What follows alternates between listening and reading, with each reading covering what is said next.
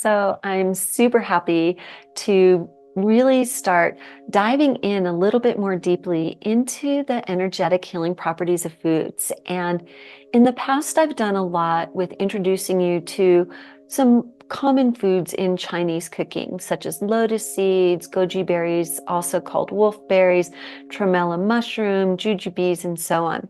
So today I wanted to tackle a little bit more of the herbs that you use to season your food. In the West, we often just think about the flavor, and flavor really matters, and we'll talk about the 5 flavors more in the second lesson. However, we also are affecting the quality of our qi, the quality of our blood based on the seasonings we use or don't use. And so this will bring up a sense of mindfulness of maybe what you need to add to your diet or maybe restrict from your diet, even though it might taste delicious to you.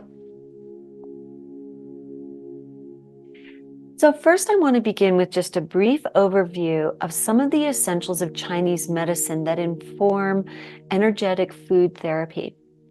So the first thing we need to remember is that it is a holistic healing system. It's from ancient China, as you know, but holistic means everything you do affects every single part of you.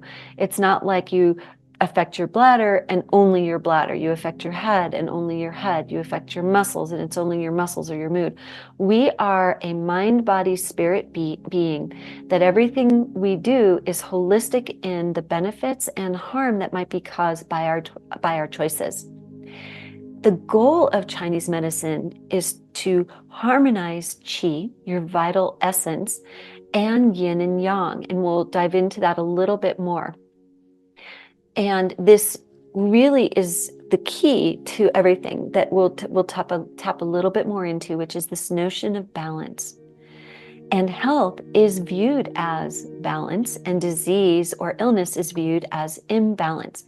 We constantly are fluctuating, just like scales. When you put something on and off, it's an ongoing everyday check-in to say, oh, am I balanced? Am I out of balance? And we're constantly monitoring and adjusting. And this session on the energetic properties of the Western herbs will help you with balancing your energies much more. And that's where the Western herbs come in. They have a therapeutic effect, and they can move you either into a more balanced state or a state of imbalance and subhealth, depending on where you're at the moment. So let's review some key terms and concepts that we've talked about before. Qi, when I mention qi, is the vital life force energy that flows through in you. It's this movement within the body. We have 2 aspects, and you can see that here, the yin, the slightly darker aspect, and I'll talk a little bit more about how they balance each other, but just to get definitions right now, that is the moon, the stillness, darkness, coolness, receptivity, taking in. And yang is the sun, activity, brightness, warmth, assertiveness, reaching out. Jing Essence is this kind of your core energy stored in your kidneys. It comes from birth. We can't really replenish the initial congenital Jing Essence, but we can build new Jing Essence through what we eat and through what we breathe and how we move our bodies. So the whole key here is that we want to support our overall Jing Essence, because that supports our overall vitality to keep alive and vibrant. We will talk in just a minute about 5-element theory in more depth. This is very important when we talk about balance and the effects of the herbs and the impact that they have on our bodies. Just a reminder that we have wood, fire, earth, metal, and water.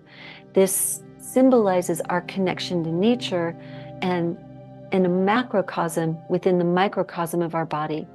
And just to reiterate, balance, balance, balance, kind of like location, location, location when you're getting a store. For health here, it's balance, balance, balance. So balance really comes from the interplay of different forces. The first is the yin and yang. If we have a lifestyle that is so out there all the time, constantly going, constantly moving, never resting, then we will have this white section enormous and a very tiny yin section. It throws us out of balance and creates a sub-health state. If we're constantly withdrawing, taking in, never putting ourselves out there, never having warm, loving relationships, then we become too yin and we have a different set of sub-health conditions. What's really interesting is our actions definitely affect this. Our food does as well. If we only eat very young, warming properties in our food, in our herbs, that can throw us out of balance. And the reverse is true. If we're only eating cooling herbs, that can throw us out. So we're constantly wanting to think about, am I in balance? Am I out of balance? How do I adjust my food? So I'll give you an example. I had some kachari yesterday. It's mung beans with rice, and mung beans are very, very cooling. And in the past, when I've had it, I definitely have some symptoms of too much cold in the body. And yesterday I added a smidgen of black pepper.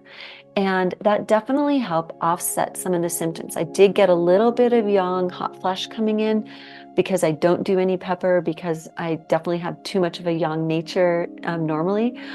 But it definitely offset any of the yin imbalance symptoms that I normally have from eating the mung beans, which are very cooling.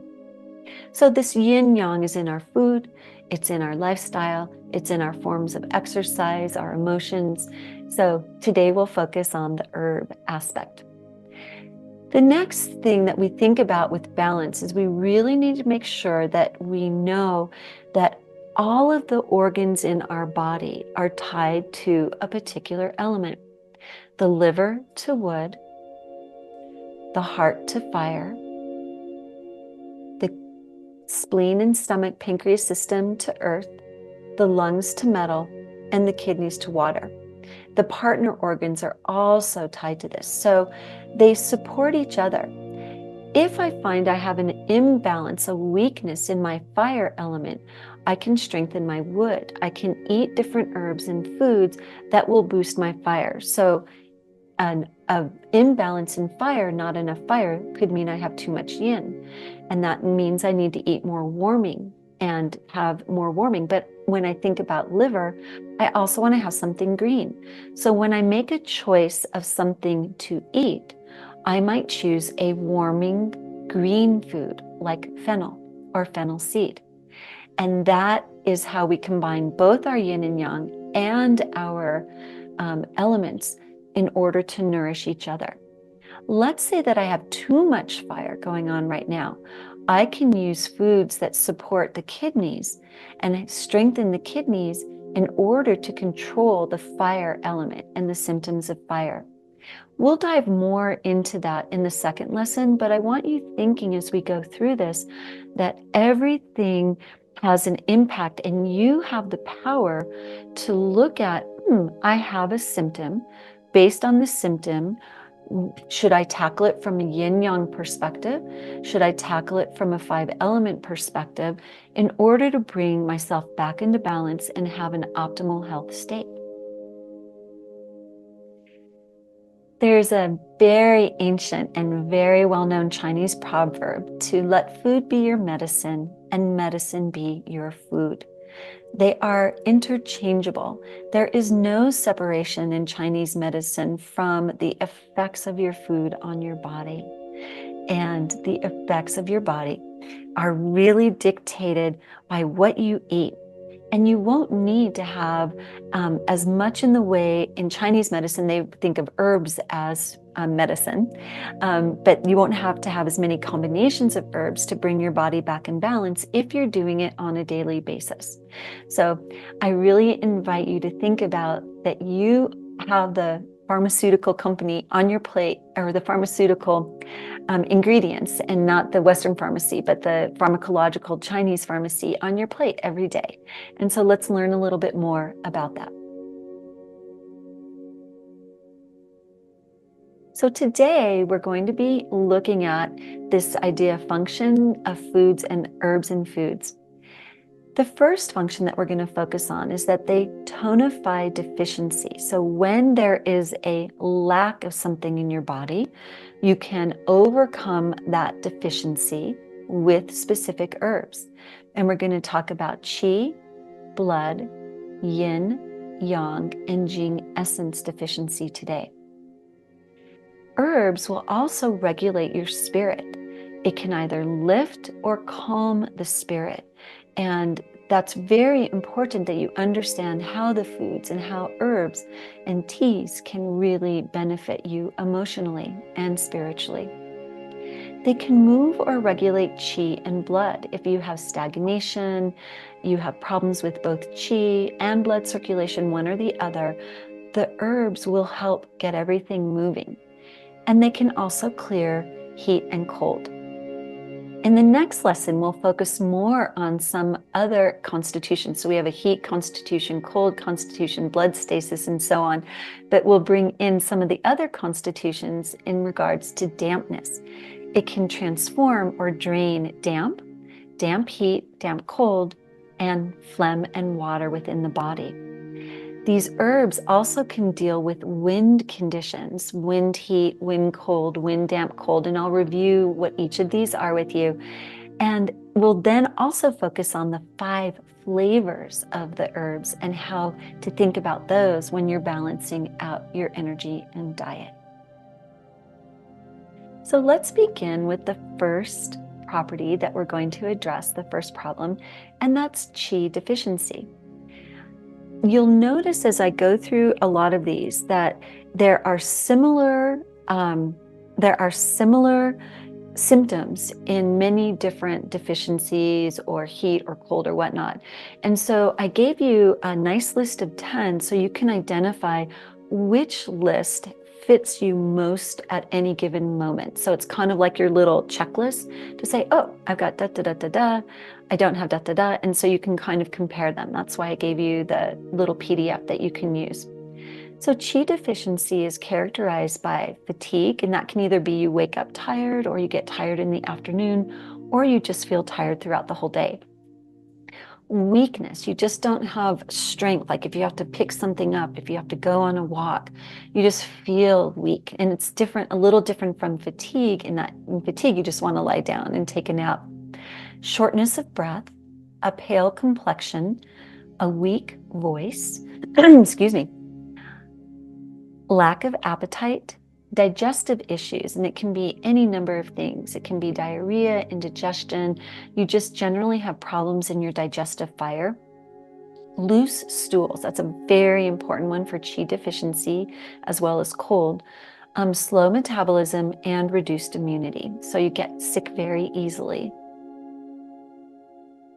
So what can you do to tonify qi deficiency with your spice cabinet, with the spices you have?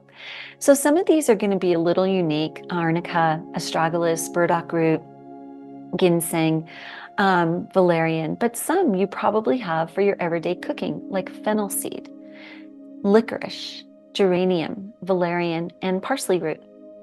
And these foods really nourish the qi deficiency, build up the qi within the body. And most of these can be used as a tea. So for example, licorice root, you just take a couple of the stalks, so about 10 grams, which is 2 teaspoons. And you ideally want to do the root here, but you can do a licorice, kind of like the powdered licorice. And you'll just simmer that for 10 minutes, and then you'll drink it like a tea. With fennel seed, same thing. You can either season your food with it, or you can make a tea from it, just using a teaspoon of the fennel seed and simmer for 10 minutes. And you would do it until you see a reduction in the symptoms. They probably won't go away right away, and you don't want to do it too much till you get the opposite conditions where you're kind of too hot or have too much qi moving. You kind of have like a scattered qi, but you want to do it until you see a reduction in the symptoms and that you're just feeling a little bit better. So that's the first thing that I have recommend here for the qi deficiency.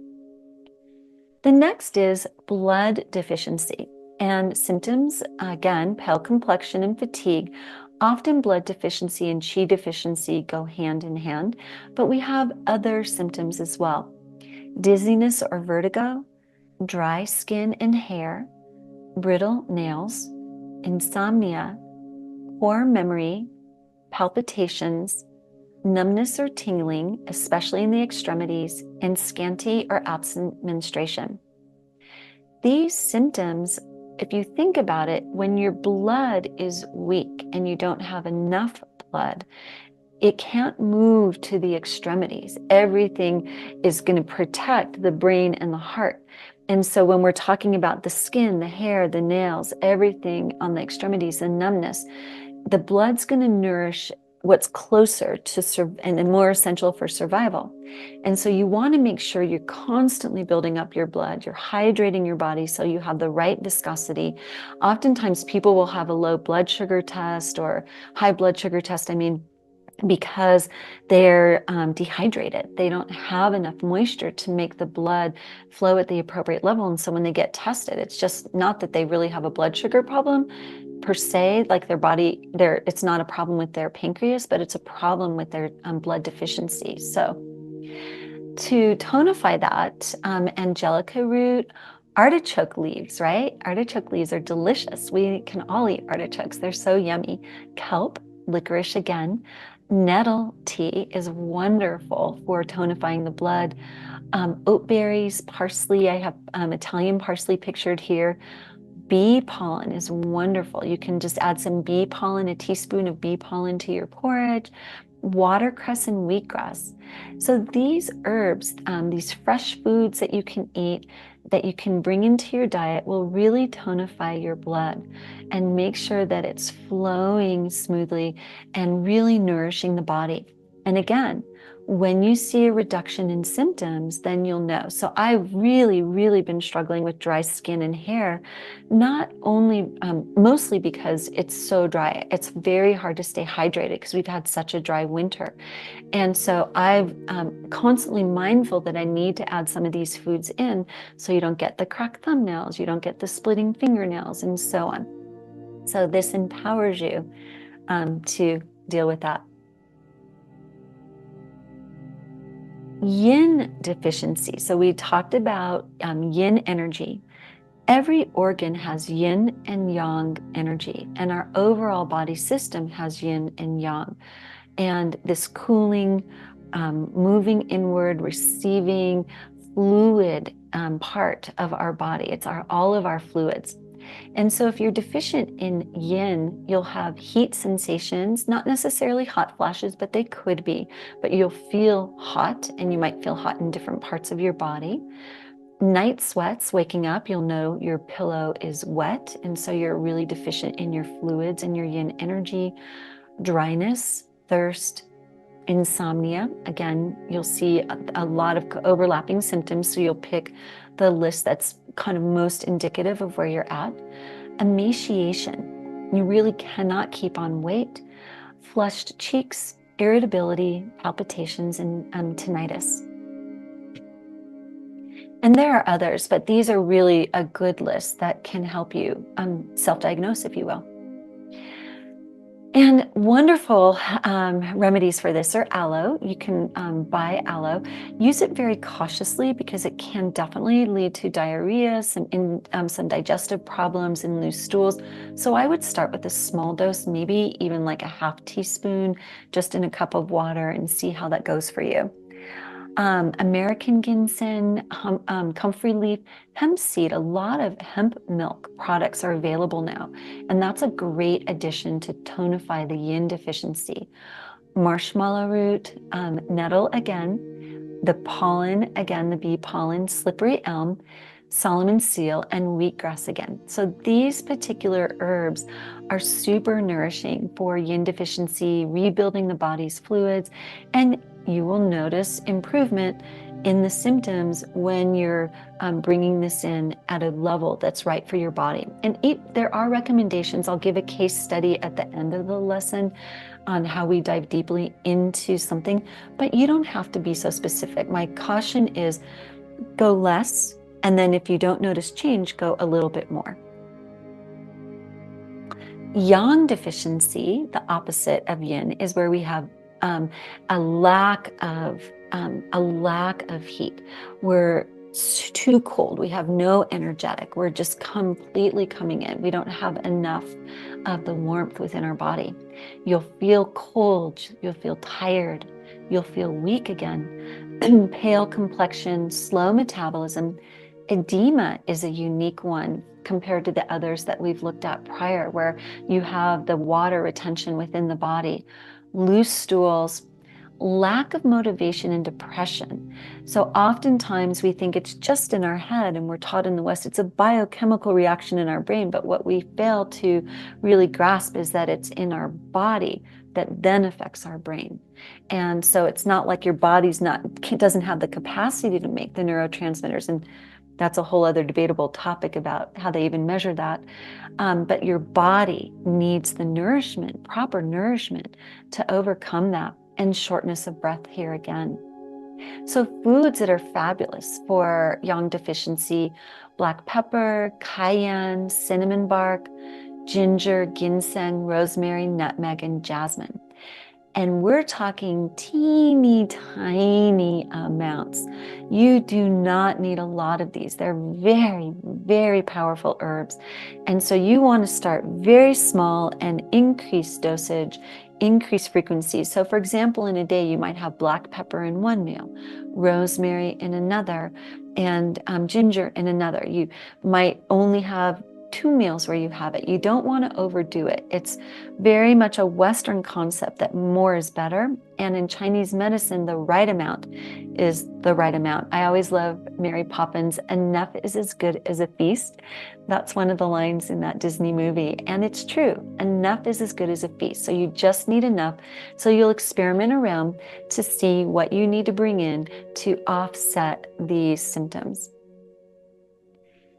Jing Essence deficiency, we have our congenital Jing Essence, which is finite and fixed, but we can build on that and strengthen it.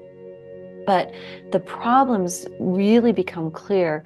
We have the common ones of fatigue, weakness, but poor growth. So for children, if they don't have enough growth, they have a deficiency within this vital essence in their kidneys. Reproductive issues, problems getting pregnant, problems holding a pregnancy, problems with menstruation, cognitive decline, premature aging, which includes gray hair, bone deterioration, all sorts of these things that you don't want to see before the age of 50. That can be part of it: reduced libido, hormonal imbalance, bone health issues, and immune system weakness. So here, someone mentioned earlier they wanted to know more about bone health. Strengthening your kidneys, strengthening your Jing Essence, these are the herbs that are really great for that. Artichoke leaf, again, Chinese ginseng, microalgae, and I recommend actually eating the algae versus, some of the dried versions or the tablet versions if you can get it. Nettle, bee pollen, and wheatgrass again. You can notice there's some recurring themes when we have deficiencies. Some of these herbs have multiple benefits that can bring all of these deficiencies back to a balanced state. And again, you'll notice when you see improvement with some of these symptoms that you're on the right track. Let's move away from deficiency now into this idea of spirit. The spirit is within our heart, and it is truly within our body, but we bring awareness to it through our mind. And so symptoms that you need to lift the spirit are low energy, fatigue, sadness, low motivation, poor appetite, sleep disturbances. So not so much insomnia where you can't sleep, but you awaken and you have dreams, or you're just not in a settled sleep, but you do sleep. Feeling heavy, and it's not like just weight, but you just feel like gravity is pulling you down emotionally and physically. And oftentimes it can be emotional numbness and withdrawal and lack of interest. So this means that we're out of balance in our spirit. And how can we bring that back in? There are, of course, yoga, acupuncture, cupping, all of that, but food also has tremendous power, your little pharmaca medica. So American ginseng, basil, right? Super common. That's what I have pictured there. Calamus, ginkgo, rosemary, sage. You could make a wonderful stew with a couple of these herbs. St. John's wort, skullcap, and winter savory. So 3 really common herbs that you can bring into your diet. You can make a basil tea if you want. You could make a rosemary chicken. So just thinking about some of these foods that you can bring in to lift the spirit and bring your body into this beautiful harmony. What if you're like agitated and you need to calm down to bring the spirit inward? Well, let's look at what symptoms we have for this elevated spirit. Restlessness, insomnia, palpitations, irritability, excessive dreaming. We never want to have too many dreams. You should barely remember your dreams. If you're remembering a lot of dreams, you definitely have an imbalance to address. Rapid thoughts, you can't, that monkey mind that just goes and goes. Mental agitation, which is different from thoughts where you just feel unsettled. You just can't calm the mind at all. Tension and emotional instability. You're happy, you're sad, you're agitated, you're frustrated, you're just all over the place. Herbs that help that are a lot of common ones. Chamomile, which is pictured here, bitter orange flower, frankincense. There's frankincense oil that you can do some drops on the body. Really beautiful for that, or even frankincense within a tea. Hops. You don't have to make beer with it. You can make a tea with it. Lavender, mistletoe, passion flower, sandalwood, and valerian. These are very, very powerful herbs. Chamomile is probably the most mild, and you would do about a teaspoon for a cup of tea, or 5 grams if you're on the metric teaspoon measure. But the others, you don't want to be doing such high dosages. You want to do small amounts. And again, you can see what happens as you use it to reduce your symptoms. All right, let's move on now to qi and blood circulation issues. You will have poor qi circulation where we have 2 again. These are always going to show up when we have an imbalance, fatigue and weakness, shortness of breath. But now we bring in poor digestion, a dull complexion, tightness in the chest, lack of motivation, cold extremities, edema, and brain fog. So you'll see similar symptoms cropping up, but in different combinations. And that's how you can delineate for yourself. And we don't always have time to get to a TCM doctor, and we just need the ability to quickly diagnose and say, okay, I'm going to add more of this or take out some of that. So herbs that move the qi, there are a lot of them, and they are very common to your cabinet. We have basil, caraway, cardamom, cayenne, chive, cinnamon, citrus peel, clove, coriander, dill seed, garlic, ginger, pictured on the top right, lavender, licorice, mustard leaf, and star anise, pictured on the bottom right. Very powerful. And we'll talk next lesson about some contraindications when, if you have too much of a yin deficiency, you need to be careful about adding some of these. You might be better to go with a lavender or basil versus a star anise or ginger. So we'll dive into that more deeply, the cross comparisons. But for now, when you have these poor qi circulation symptoms, you can adjust your diet. Poor blood circulation symptoms include pale complexion, cold limbs, not just the digits, numbness or tingling, varicose veins, cold extremities, dizziness, headaches, muscle cramps, brittle nails, and swelling. Here you want to bring in a lot of different herbs, some that we haven't seen before and some that are a little less common. I want to highlight safflower. Cooking with safflower oil can be a great way to bring in benefits for blood circulation.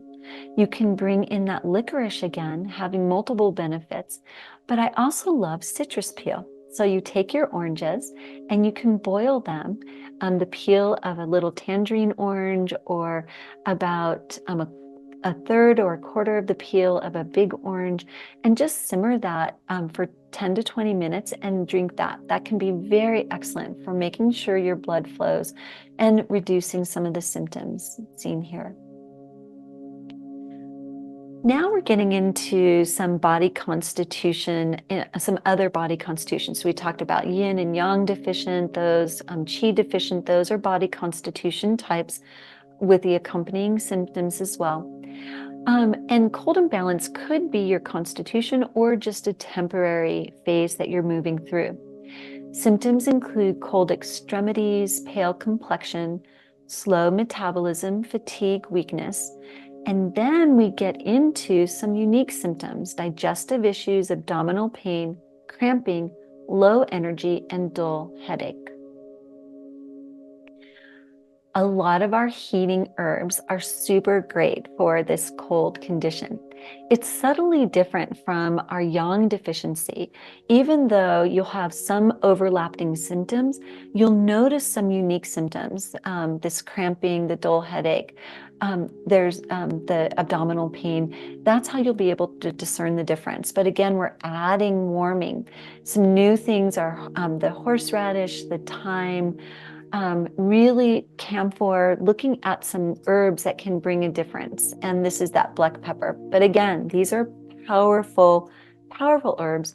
Start small and increase. Heat imbalance, it could be a hot constitution or it can just be a phase.